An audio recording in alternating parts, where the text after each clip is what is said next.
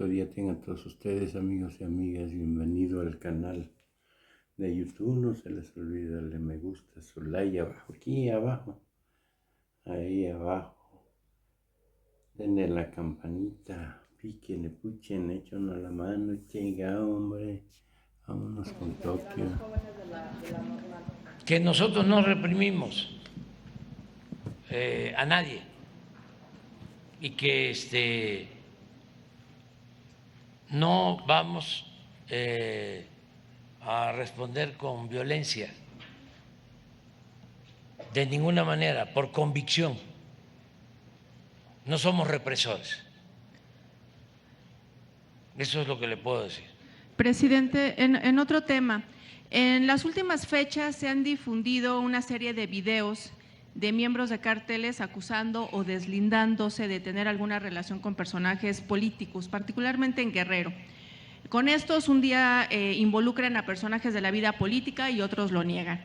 Hay ejemplos, está el caso de Félix Salgado Macedonio o la presidenta municipal de Chilpancingo, Norma Otilia Hernández, que por cierto hace unos días solicitó a la Fiscalía General de la República pues que realice una investigación y dé a conocer justamente las conclusiones de ellas para pues deslindar cualquier relación en este sentido. En estos casos, presidente, quiero preguntarle si usted considera que son montajes, y se lo pregunto además porque se filtró que la Comisión Nacional de Elecciones de Morena bajó de la contienda justamente a la alcaldesa de Chilpancingo por este video difundido con un presunto líder criminal, recordando que ella buscaba pues la reelección de la capital guerrerense. Entonces, también en este sentido, bueno, pedirle su opinión si ante este tipo de señalamientos que se han hecho sobre presuntos vínculos de figuras políticas con el crimen organizado y que hasta el momento no se han corroborado, ¿estaría usted de acuerdo que sus derechos políticos de estos personajes sean pues restringidos para contender en el proceso electoral que está en curso? ¿Cuál es su postura en este sentido, Bueno, mi presidente? postura es de que el que nada debe, nada teme. Esta campaña de narcopresidente la inició el Premio Nobel del Periodismo, un periodista estadounidense famosísimo que estuvo aquí de corresponsal en la época de Salinas, amiguísimo de Salinas y de todos estos pseudointelectuales del régimen. ¿Cómo se llama? Tim Golden. 2 veces lo premiaron. Ese es un periodismo mercenario. Por eso es importante el tiempo que estamos viviendo, porque está quedando de manifiesto de que se padece no de una crisis, sino de una decadencia, porque una crisis tiene que ver con un aspecto, con lo económico, una crisis de bienestar social, pero cuando es una decadencia, abarca todo, es un proceso de degradación progresivo que se vive en un país. Entonces, esto es un asunto mundial, no es nada más el Reforma o el Universal o Televisa o Azteca o Radio Fórmula, Univisión. No, es el New York Times, Financial Times. No voy a seguir pronunciando, no me voy a equivocar y lo diga yo mal, pero aquí podría yo poner cómo se dice, ¿no? Y lo leo. Y aparento de que hablo inglés, ¿no? Bueno, así surge esto. Incluso él andaba, este periodista, supe, en Israel, cubriendo lo de la guerra en Gaza, y lo mandaron a buscar para hacer los reportajes que son una vil calumnia. Entonces, ustedes son periodistas, además de la tierra de don Luis González, un gran escritor, don Luis González. Pueblo en Vilo es una novela que le recomiendo a los jóvenes, lo mejor que se ha hecho de microhistoria. Se llama San José de Gracia, ¿no? Su pueblo. Bueno, ¿saben cómo titula este Premio Nobel de Periodismo su artículo? ¿No pones el título del artículo? Lo pone en signos de interrogación. ¿Quién? Fíjense lo sucio.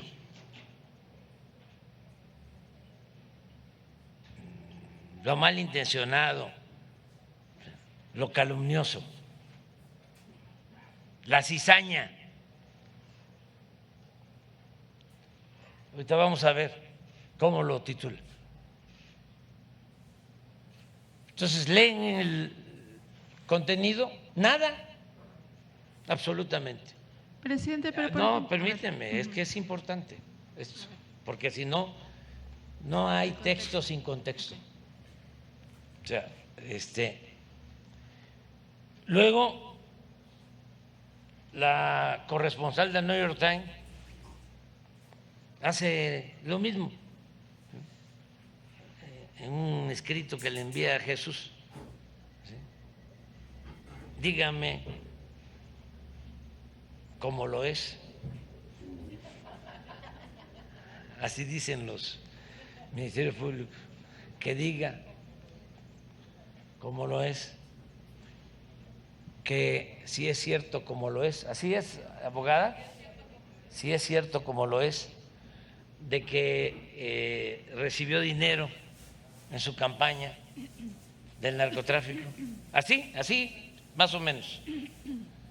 Y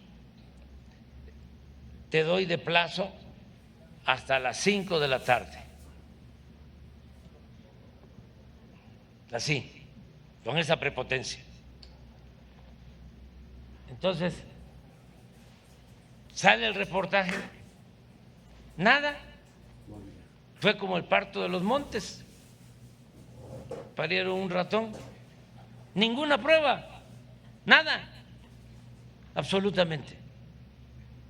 Claro, tuvo que salir el Departamento de Estado, el Departamento de Justicia, decir, no hay ninguna investigación abierta, sí, pero también en el AMPA del periodismo se aplica la máxima de que la calumnia, cuando no mancha, tizna. Y eso es lo que hicieron. Bueno, ¿por qué doy este contexto? Miren, el encabezado. Ustedes son periodistas y no tienen ese premio Nobel, y ojalá y nunca se los den. O sea, que no aspiren a eso. Miren qué vergüenza. Entregaron los narcotraficantes millones de dólares a la primera campaña del presidente mexicano López Obrador. El que no sabe lo que significa un signo de interrogación. Es que los medios le quitaron el signo de interrogación, los demás medios ya no. No, pero aunque quedara así, sin prueba, una vil calumnia. Y son tan arrogantes, tan prepotentes, ¿no? Pues es el New York Times. No son capaces de ofrecer una disculpa Ellos, ¿sí?, pueden calumniar libremente a quien quieran. Bueno, ¿por qué este contexto? Porque resulta que un alumno de estos, pero yo no sé si alumno o maestro, porque pues estos parecen de párvulo, Loré de Mola se va a Guerrero, supuestamente, porque ese es el especialista en montaje, a lo mejor lo hizo ahí en el Parque Hundido, sí, o en su rancho allá en su hacienda en Valle de Bravo, puso su set ahí. Entonces entrevista a un encapuchado que pertenece a una banda de Guerrero y dice que a él le consta de que los zetas nos dieron dinero para la campaña. No hay prueba de nada, si acaso, está defendiendo al de Borobola. que el que declara Eso les dolió es porque hermano agarraron a García Luna. de un diputado del PRD en Guerrero. Pero eso tampoco implica al diputado, porque en las familias hay, no se puede culpar, pero da la casualidad. Luego surgen, que eso es lo que me estás preguntando, porque López Dóriga ayer, antier, qué barbaridad, es la primera vez que un grupo de narcotraficantes sale a defender a un presidente. O sea, como tenemos supuestamente alianzas, ¿no?, vínculos, salen a defenderme. O yo les pido que salgan a defenderme. Fíjense el nivel de perversidad de López Dóriga, de lo de Mola y de sus jefes, porque al final de cuentas estos son empleados de los potentados, de los oligarcas. Entonces sale un grupo enmascarado de otro cartel defendiéndome. Que no es cierto lo que dijo el otro. ¿Qué pasa en Guerrero? ¿Qué pasa en Michoacán? ¿Qué pasa en el país? Pues hay grupos y se enfrentan entre ellos. Entonces, van a seguir seguramente declarando. Si alguien está involucrado, pues van a aparecer pruebas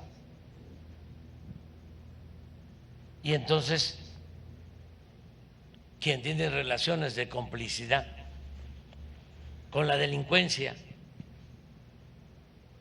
organizada o con la delincuencia de cuello blanco, pues es un presunto encubridor, cómplice o también delincuente. Y eso ya cae en la esfera del derecho penal. Entonces, un candidato no puede, independientemente de lo moral, legalmente ser elegible si tiene antecedentes penales. Cuando Pero yo sería entonces dirigí hasta que se corroborara. Morena, pedimos a la Fiscalía General, entonces Procuraduría, y a todas las instancias,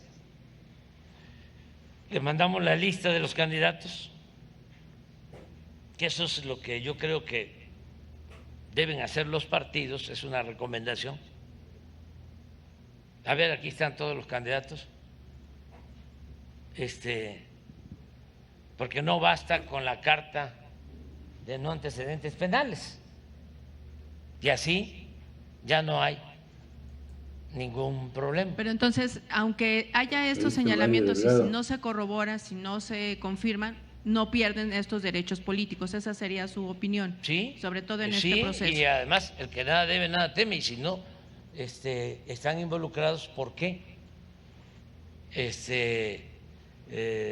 los van a hacer a un lado?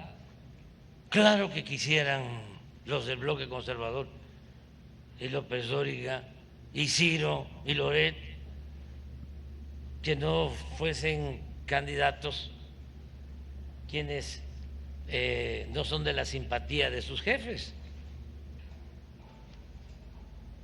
Pero todos tenemos derecho, de acuerdo a la Constitución, a votar y a ser votados. Y en algunos casos reelegirse, como es el caso de la presidenta municipal de Chilpancingo. Si legalmente está permitido, Sí. ¿sí? Pues sí.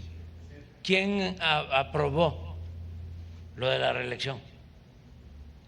Bien. Porque yo estoy en contra, ¿eh? Yo soy maderista. Yo soy del sufragio efectivo, no reelección. Por eso ya me quedan nada más 6 meses y me voy a Palenque. Pero, ¿quién aprobó eso? También para la gente, porque hay muchas cosas que no se saben, porque antes tenían el control absoluto de los medios de información. De manipulación. Solo daban a conocer lo que les convenía. Estoy seguro que los que nos están viendo, nos están escuchando, la mayoría, la inmensa mayoría, no sabía que esa fue una reforma que hicieron los del bloque conservador, porque no puedo mencionar a los partidos, El PRI y el PAN pero bloque conservador sí. y PRD. Esa reforma. Movimiento Ciudadano. Y yo estuve en contra. Muchos estuvimos en contra. Porque también ya basta, ¿no? De tanta hipocresía. ¿Cuál es la doctrina del conservadurismo? La verdadera doctrina, la hipocresía, la doble moral, el doble discurso. Entonces hay que seguir aclarando las cosas. Si legalmente alguien no puede, ¿qué buscaba Fox cuando Y a su esposa. me desaforaron? Que no Lo que participara. buscaba era de que yo quedara sujeto a proceso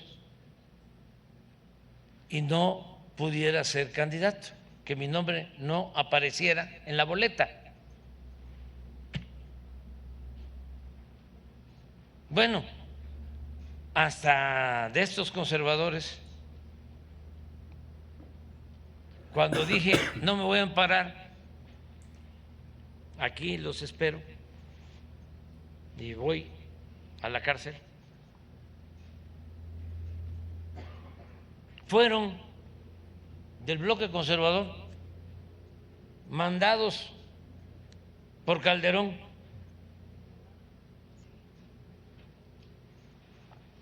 a pagarme la fianza para que yo saliera bajo fianza. Dije, no, me estaban pagando la fianza, pero quedaba yo sujeto a proceso. Cuando Luther King comenzó a luchar por los derechos civiles,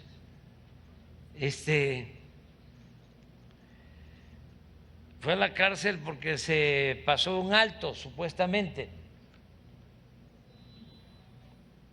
Y una de las veces,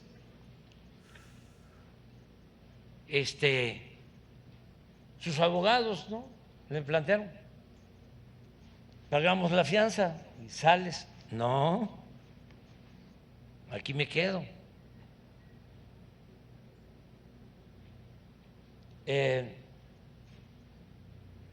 Y muchas veces fue así. Yo les recomiendo a los dirigentes que los acusan, los persiguen, como era antes, ¿eh? Nosotros no perseguimos a nadie. Nada más que eso lo tengo que estar subrayando. Parezco disco rayado, porque si no, ¿cómo contrarresto a los que piensan que es lo mismo?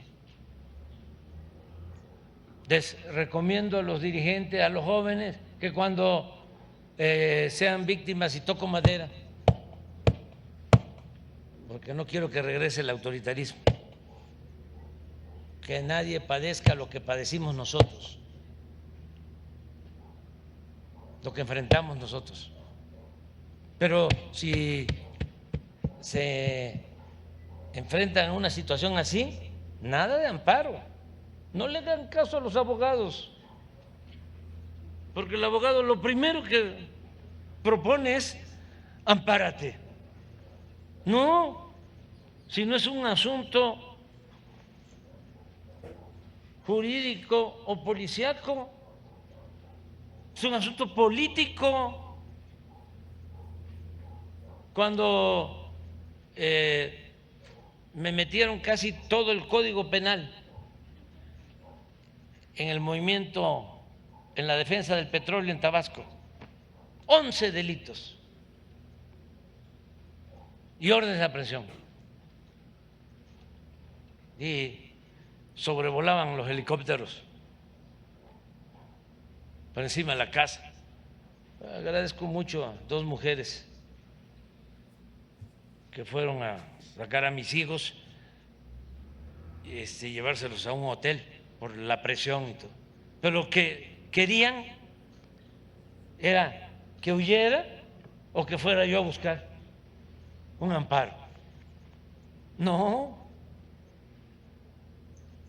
no. Y no se atrevieron, Zedillo y Chauffet. ¿Por qué? Pues estamos defendiendo una causa justa, defendiendo el petróleo.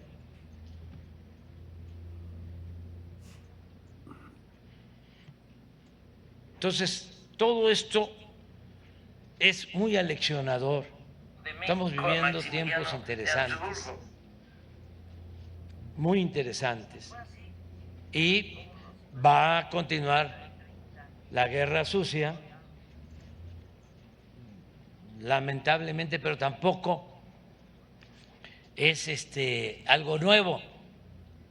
Acuérdense del peligro para México, cómo nos robaron la presidencia 2 veces.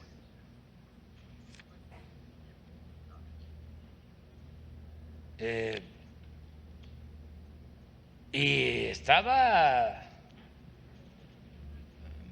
bastante complicado.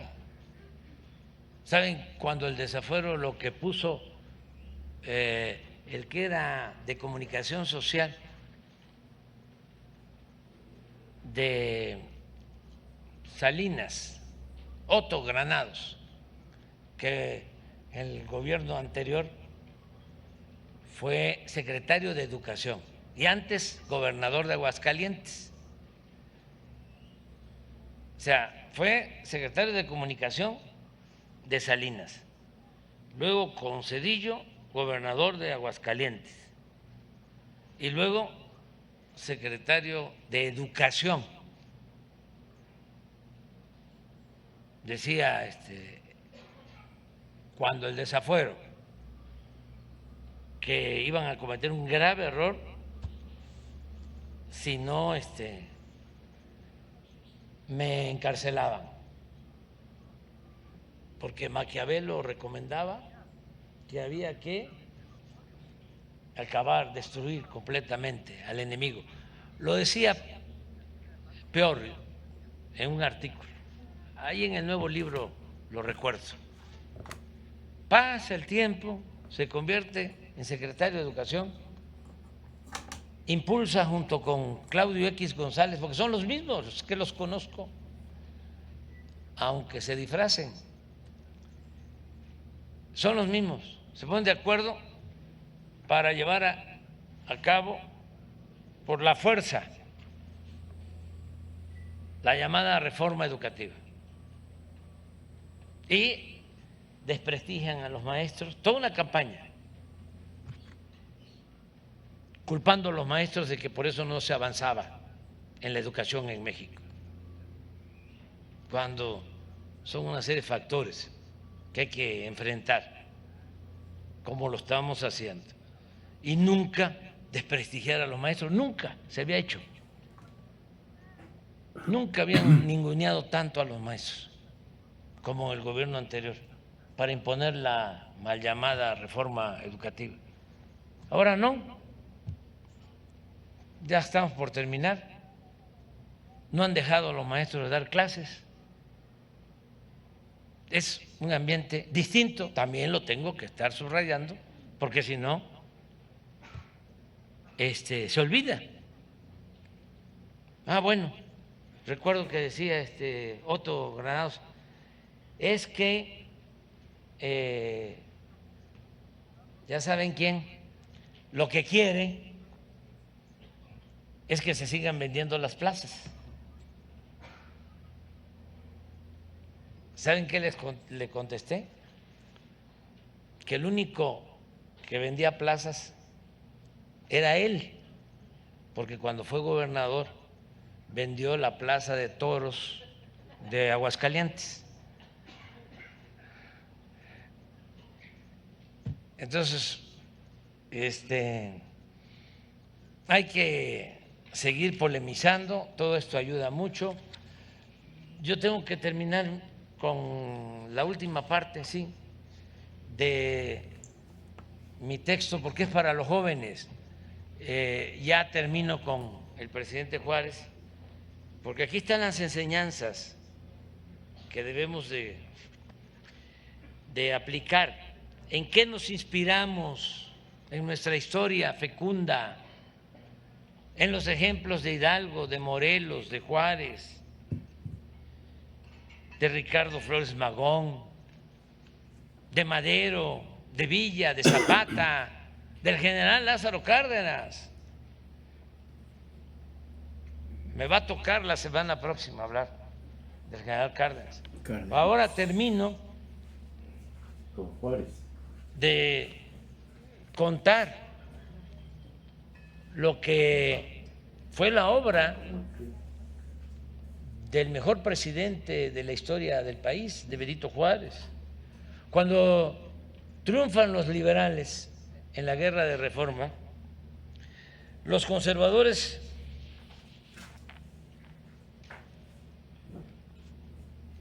acudieron al extranjero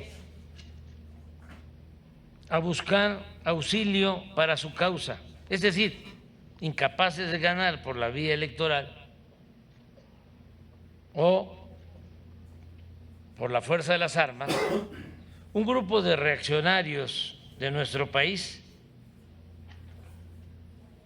¿Por qué no pones el grabado donde están los que fueron a Miramar?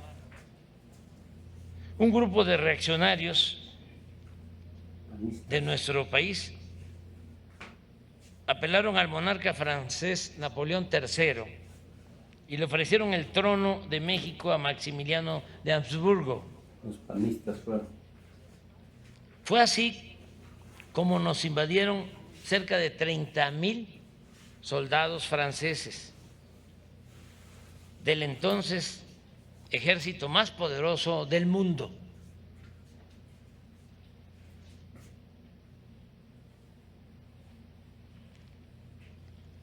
Ese enorme agravio hizo resurgir el más puro y leal heroísmo del pueblo de México, porque así se ha ido forjando nuestra historia. En esos momentos, en todas las regiones del país, en todas partes del territorio, se escuchaba la consigna de que no había término medio entre ser mexicano y traidor.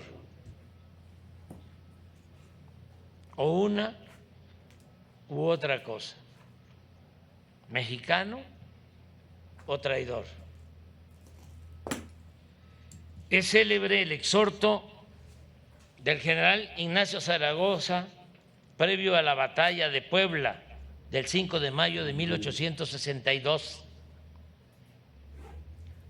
a los mexicanos que se preparaban para defender al país de los invasores franceses. Les decía Zaragoza: tenemos ante nosotros al mejor ejército del mundo, pero vamos a triunfar porque ustedes son los mejores hijos de la patria.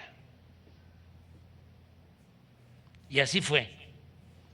Es también célebre un telegrama en el que Ignacio Zaragoza le informa al ministro de Guerra del presidente Juárez, cito: las armas nacionales se han cubierto de gloria. Miren, ahí están. Es que esto ayuda más, siempre. Las imágenes ayudan. Miriam, a usted y los panistas de patrias. Esta batalla, la de Puebla, y otras, como el heroico sitio de Puebla, que se llevó a cabo posteriormente, permitieron a Juárez ganar tiempo y preparar la retirada al norte para mantener en alto la dignidad de la República. A mediados de 1863, ante la imposibilidad de defender la Ciudad de México, la capital de la República, Juárez salió acompañado por los integrantes de su gabinete y un pequeño equipo de gobierno,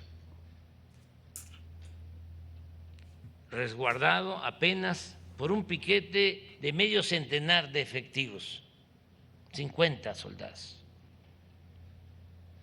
En el sencillo carruaje del mandatario viajaban los integrantes de su familia, empezando por su esposa Margarita, que estaba embarazada, y en otros carros iban los archivos de la República, indispensables para que el gobierno siguiera funcionando.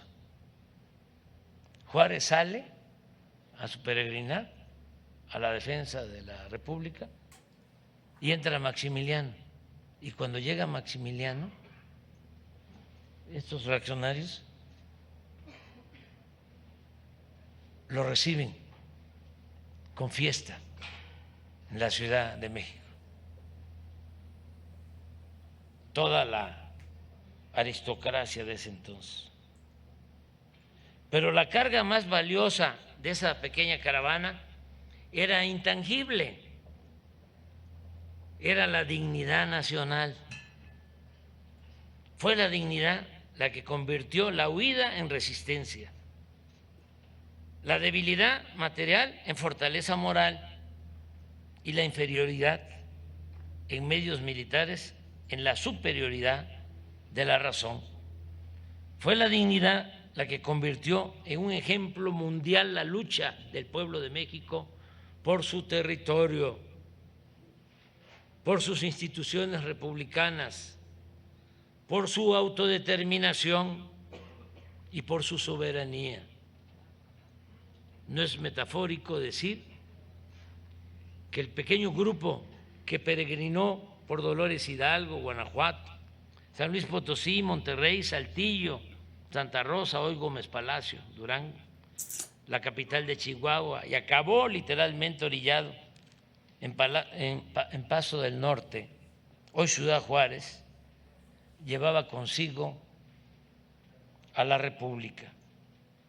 Todas las esperanzas de México las encarnaba un presidente indomable que ante traiciones, vacilaciones o propuestas de negociaciones indecorosas llegó a contestarle en una carta a Maximiliano lo siguiente: es dado al hombre, Señor, atacar los derechos ajenos, apoderarse de sus bienes, atentar contra la vida de los que defienden su nacionalidad, hacer de sus virtudes un crimen y de los vicios propios una virtud.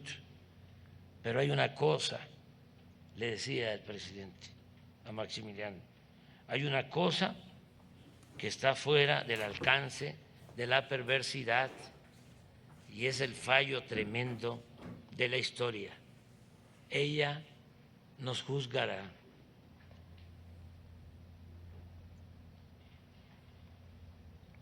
A la postre, el imperio acabó por derrumbarse debido a diversos factores internos y externos. El más importante de ellos fue sin duda el tesón del gobierno juarista y la resistencia de la población mexicana en el terreno de las batallas.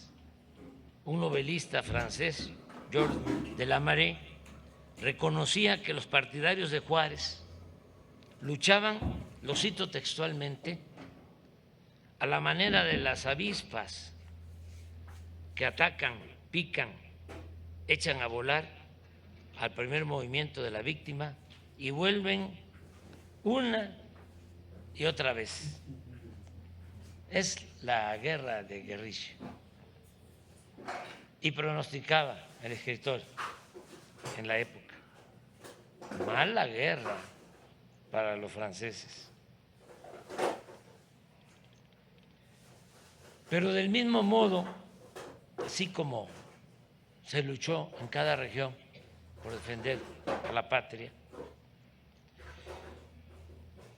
pesó que en el continente americano, estos son factores externos que siempre intervienen en estos procesos, el panorama previo a la invasión francesa también había cambiado, por suerte, que interviene mucho en política la suerte.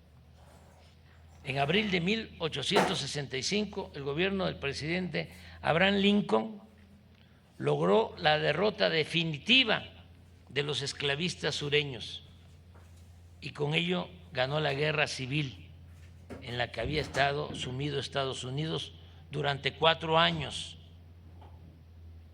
Y no podíamos pasar por alto que aún en plena guerra de secesión, Lincoln apoyó al gobierno de Benito Juárez en su lucha contra los invasores franceses.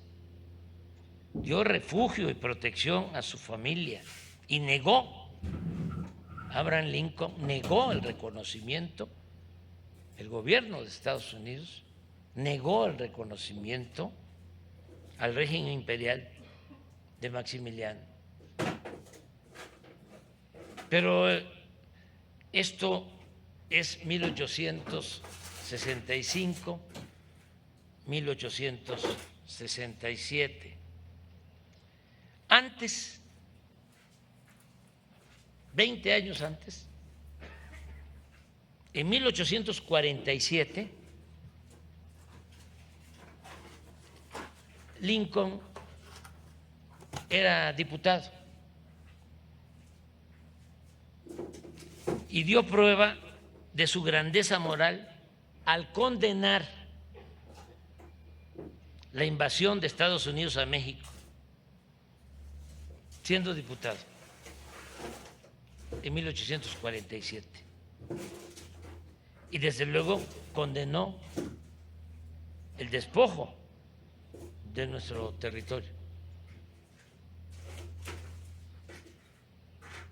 Lincoln criticó al presidente Polk de haber emprendido, con el apoyo de la Cámara de Representantes, una agresión injusta a nuestro país basada en mentiras, cuando ese gran zarpazo el representante entonces de Illinois, Lincoln sufrió graves consecuencias políticas por su actuación, por su rectitud, por su honestidad. Lo acusó por Polk y sus partidarios de colaborar con un enemigo, con México. Lincoln perdió la elección al Senado y su partido en ese entonces, él pertenecía al Partido Republicano. Por eso hablo de que hay dos presidentes que debemos de recordar con afecto de Estados Unidos. Abraham Lincoln, que fue republicano, y Franklin Delano Roosevelt, demócrata, que fue el que respetó la decisión del general Cárdenas cuando se expropió el petróleo.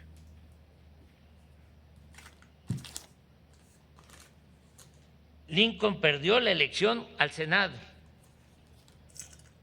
por esa represalia y su partido se quedó sin la mayoría en la Cámara de Representantes. Sin embargo, para fortuna nuestra, ya como presidente, Abraham Lincoln, 20 años después, desde los inicios de su mandato, recibió en su residencia al embajador mexicano Matías Romero, con quien acabaría forjando una cercana amistad. El presidente Benito Juárez y el presidente Lincoln, gigantes de la historia, abrazaron causas simultáneas y semejantes por la integridad de sus respectivos países, por la defensa de la legalidad y la justicia y por la dignidad de los seres humanos. Siendo ambos partidarios de la paz, tuvieron que escoger la guerra como el mal menor. Ambos enfrentaron situaciones críticas entrelazadas y las superaron con la fuerza enorme del apego a los principios, el apego a los principios. Si hay que optar, y esto es para los jóvenes, entre eficacia política y principios, no lo duden, hay que decidirse por los principios. Si hay que optar entre el derecho y la justicia, no lo duden, la justicia.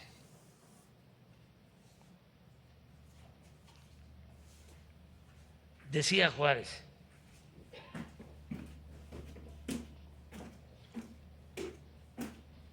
sin los principios, los hombres no son nada. Ahora, parafraseándolo, diríamos, sin los principios, las mujeres y los hombres no somos nada. En fin, Benito Juárez García era un político excepcional, tenía muchas virtudes. ¿Cuáles son esas virtudes? Era honesto, austero, patriota y una virtud importantísima para los jóvenes también, una recomendación: ser perseverante.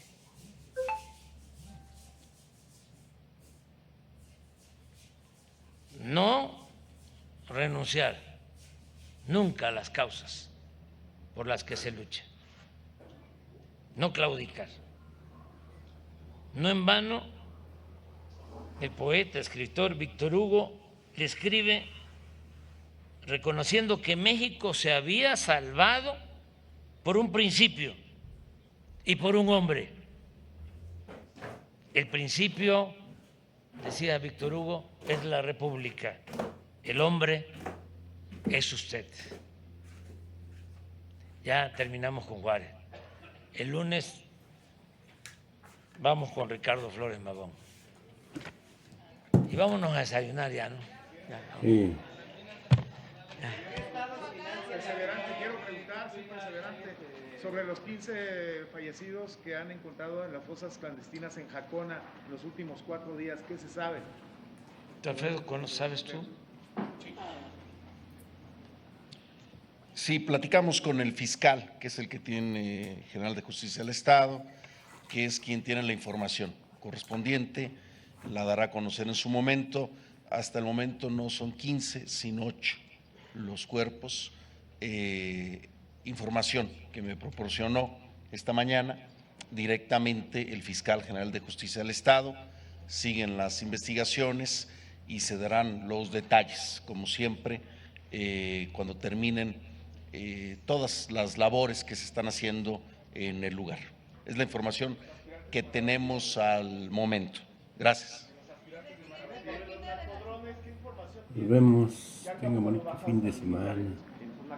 Tiene ganas, cuídense. Si les parece, el lunes,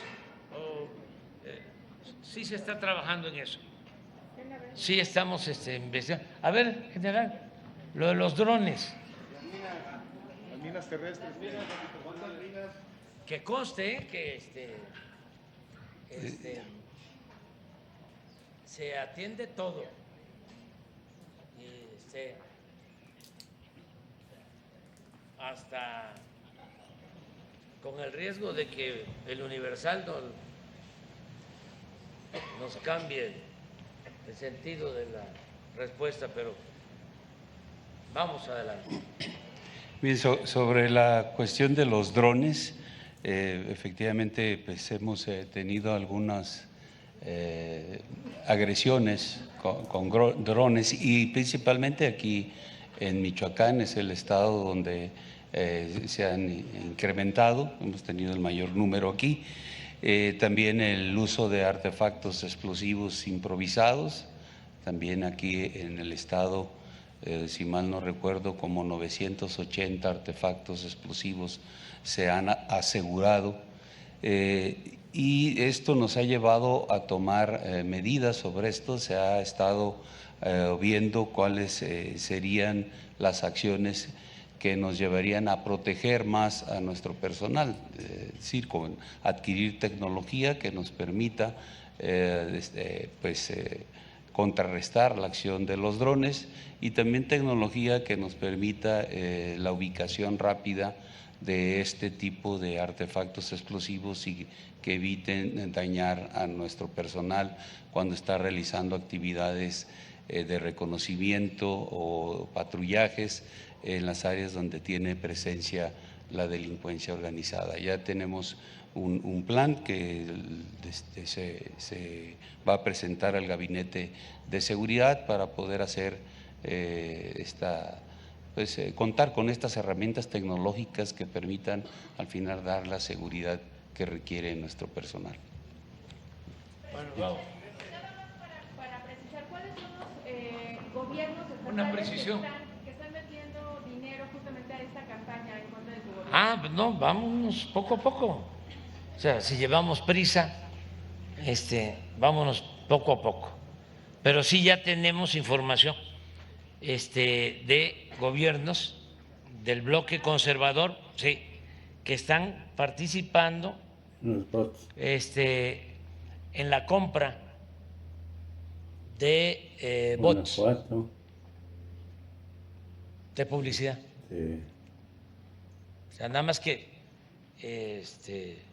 a ver si para el lunes, Chihuahua. Jesús, tenemos ya más información. Y pedirles a todos, ¿no?, que nosotros padecimos mucho de la compra de voto, del fraude. ¿Se acuerdan lo que pasó aquí en Michoacán? Cuando empezó el contubernio de dos partidos que no los puedo mencionar Ya. porque me cepillan. El mismo día que hubo una elección en Michoacán, hubo una elección en Baja California, con Salinas. De allá se reconoció el triunfo. Trufo Apple. Y aquí, ¿saben qué fue? Lo que hubo, una gran represión. PRI-PAN.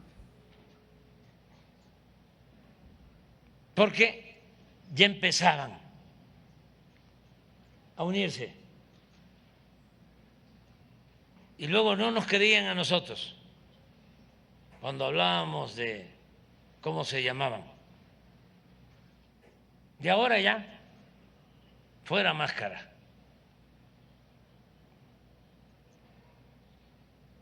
Entonces, padecimos fraudes, ¿sí? Relleno de urnas, falsificación de actas, votaban los muertos, aplicaban lo que llamaban el AMPA de los mapaches electorales, el carrusel, el ratón loco. Desde luego, la operación Tamal, ¿sí? El destape, el dedazo, la cargada, el besamano. Una vez, eso sí lo puedo decir sin mencionar, iban de un estado a otro con maletas de dinero para comprar votos. Hasta hace poco. Me acuerdo que en Zacatecas agarran, porque habían de parte de nosotros, pues cazamapaches, y agarran a unos con maletas el día de la elección en Zacatecas y se meten a una oficina donde estaban con el dinero que era pues la prueba.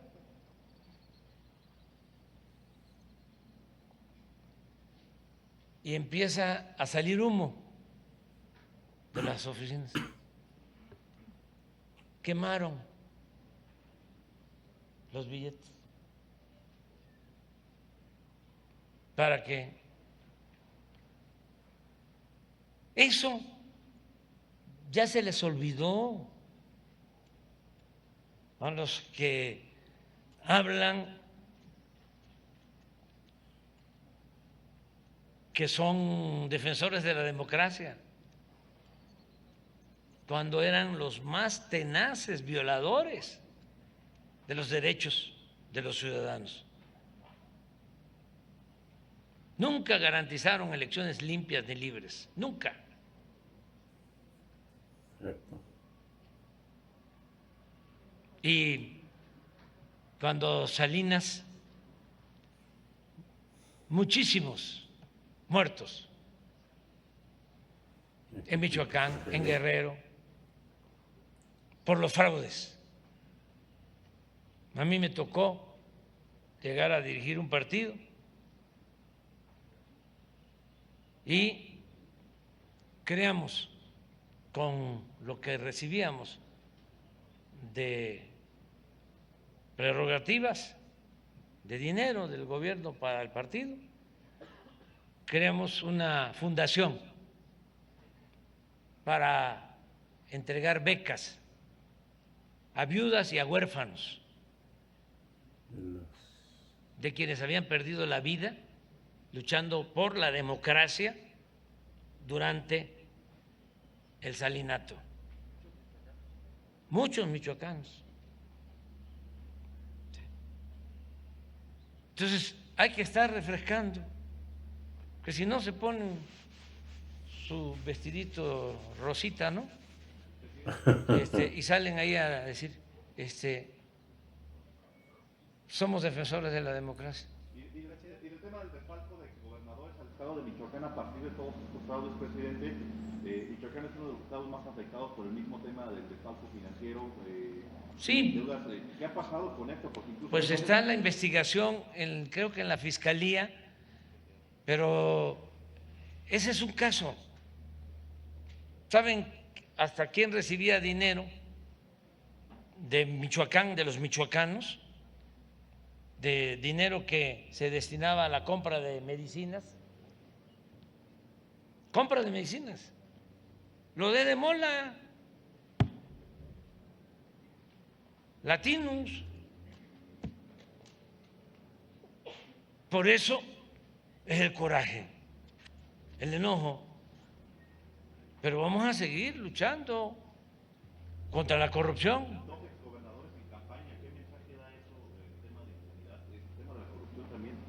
Pues que no debe de haber corrupción, cero impunidad, y denunciarlos, aunque con el Poder Judicial de ahora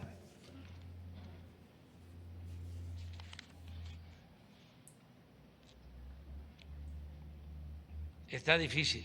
Iba yo a decirlo de otra manera, como dicen los jóvenes, pero está muy complicado. Sin embargo, hay que seguir luchando, hay que seguir denunciando. Vámonos ya, vámonos. Congreso del Estado de otorgar las que se han Un buen día. Usted dijo que lo pensaría en abril del 2023 y... Ya, déjenlo chingar. No, admiro muchísimo a Morelos por lo que hizo y lo que escribió, dictó en los sentimientos de la nación. Admiro mucho a Melchor Ocampo, que decía: me quiebro pero no me doblo. Decía que ahora aplica la frase, decía que el moderado no era más que un conservador más despierto. Y admiro muchísimo al general Cárdenas, mucho. Ya van a ver cuando corresponda hablar de él. O sea, ustedes deben de sentirse muy orgullosos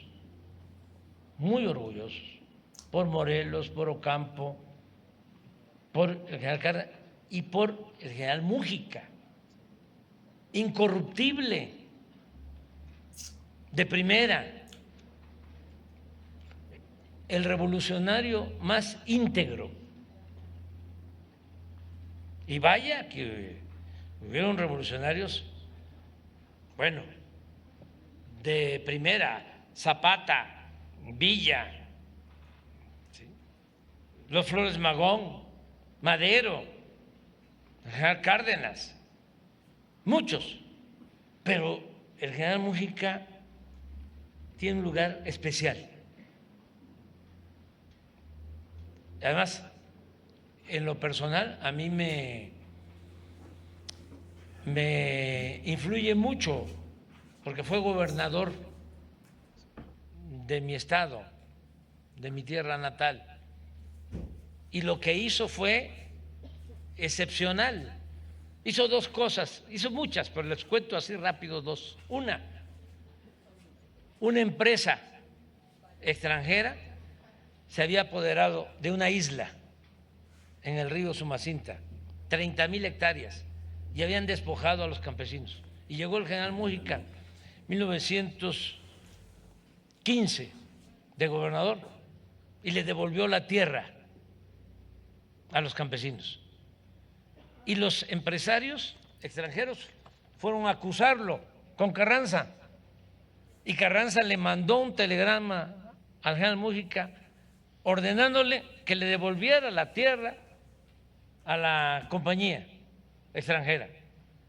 Y la respuesta de Mújica fue: no puedo hacerlo porque traicionaría mis principios y mi honestidad, que es lo que estimo más importante en mi vida. Prefiero renunciar. Y le presentó la renuncia. Afortunadamente, Carranza dio marcha atrás y así se fundó el primer ejido de mi estado. Esa es una. Dos, cuando llega el gobernador, no había en la caja nada, solo deudas. Y cuando termina, deja dinero en la caja y hace obras importantísimas. Y aquí hablo de eso, porque él mismo cuenta cómo le hicimos, con algunas pequeñas reformas y no permitiendo la corrupción. No. Los llevo aquí, en mi corazón. Presidente, la situación de seguridad en Michoacán, ¿cómo la ve para el proceso electoral? Yo espero que las cosas se lleven a cabo en paz, en tranquilidad, lo deseo mucho. Sí, muy lamentable, y tenemos que buscar que eso no se repita y todos ayudar, todos ayudar, y un abrazo a los michoacanos y que viva Michoacán. Una foto con la chiquilla. Tenga un bonito y hermoso fin de semana. La foto, el recuerdo.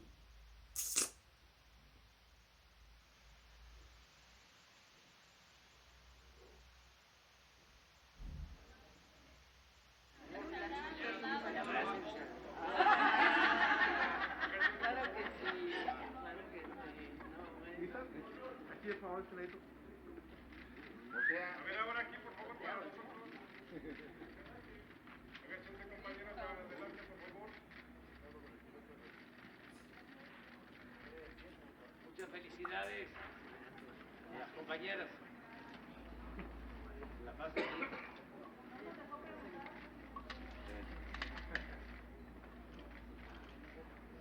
Ahí se tarda.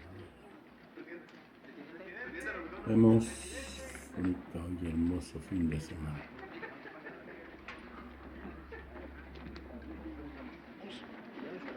Déjalo.